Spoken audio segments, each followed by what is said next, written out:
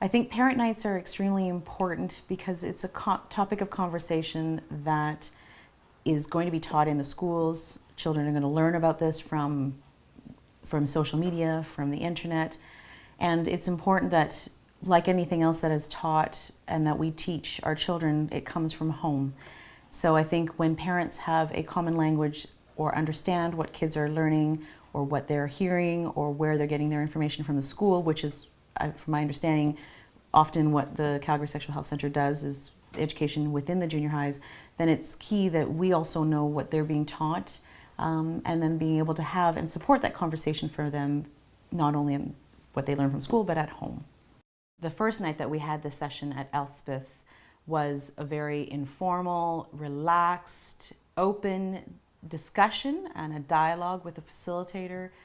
And one of the big things that I remember learning from this was that we wanted our children to come to us about these topics. So if we want them to come to us about these topics, then it's important to know how to address and answer those questions about these topics. Our particular evening had parents ranging from children that were 2 up to 15. So certainly each individual and each couple or family took away something a little bit different. So one of the things I think that I really took a lot from, and I used to think of myself as a fairly liberal, open-minded mother who was not afraid to talk about sex with my children, was how to navigate things like relationships, which we never had conversations with in my own home, and aspects of what the facilitator taught about the head, heart, and body checks, taking away the shame factor of talking about sex and sex itself, I think is very key. And I certainly believe that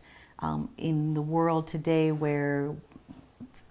first impressions and judgment comes off very quickly, you know, these are foundations and can be applied in every aspect of a child or an adult's well-being for that matter, to be applied to and developing confidence in a topic that most people don't like to talk about.